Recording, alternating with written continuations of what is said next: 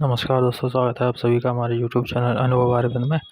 और आज हम लोग पढ़ेंगे रूमेटॉइड आर्थराइटिस के बारे में, जो कि काय चिकित्सा का एक इम्पॉर्टेंट टॉपिक है।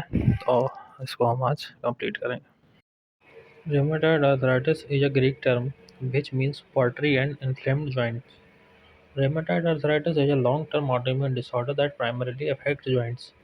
जो रूमेटॉइड आर्थराइटिस है, ये जो है एक ऑटोइम्यून डिसऑर्डर है, जो कि मेनली जॉइंट को अफेक्ट करता है।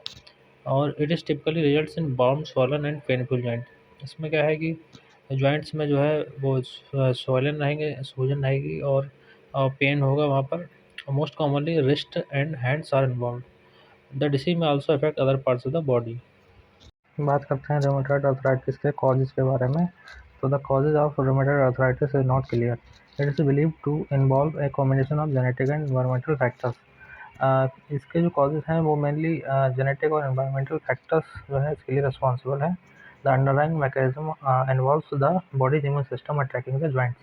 मतलब हमारी जो बॉडी का इम्यून सिस्टम है वही जो है इसके लिए डिसीज के लिए रिस्पॉन्सिबल है।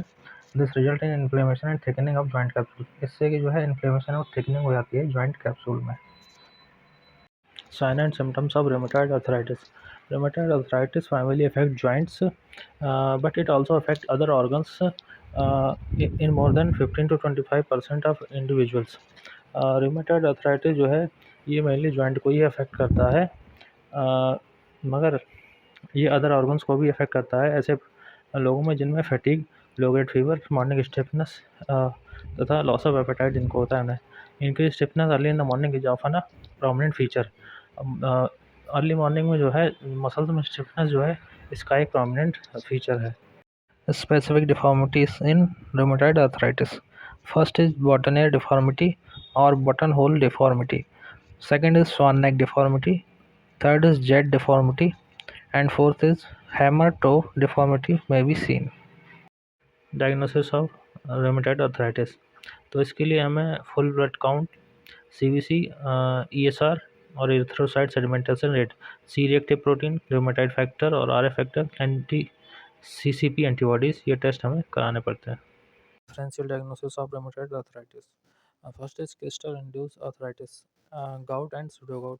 Second is osteoarthritis, and third one is systemic lupus erythematous or SLE. Fourth is hepatitis C. Prevention. There is no known prevention for the condition other than the reduction of risk factors. मतलब इसका कोई भी prevention अभी तक नहीं पता लग पाया है, इसके केवल रिस्क फैक्टर को ही हम रिड्यूस कर सकते हैं। उसके बाद इसमें ऑक्यूपेशनल थेरेपी जो है वो पॉजिटिव रोल प्ले करती है। फिजिकल एक्टिविटी जो है इसमें रिस्क फैक्टर्स को भी काफ़ी कम करती है, और रेगुलर एक्सरसाइज में जो है रिकमेंडेड है। Management of rheumatoid arthritis. There is no cure for RA, but treatment can improve symptoms and slow the progress of disease. इसका कोई भी क्योर नहीं है, बट ट्रीटमेंट से जो है कि सिम्टम्स कम हो सकते हैं और डिसीज़ का प्रोग्रेशन है वो स्लो हो सकता है।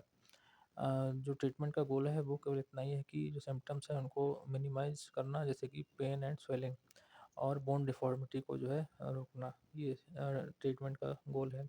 Disease modifying anti rheumatic drugs, DMARDs, जैसे कि मेथोट्रिक्सेट, हाइड्रोक्सीक्लोरोक्वीन, सल्फासाइलिजिन एंड लेफ्लुनोमाइड, इनका यूज़ किया जाता है। Surgery, especially for affected fingers, hands and wrists, synovectomy may be needed to prevent pain or tendon rupture when drug treatment has failed.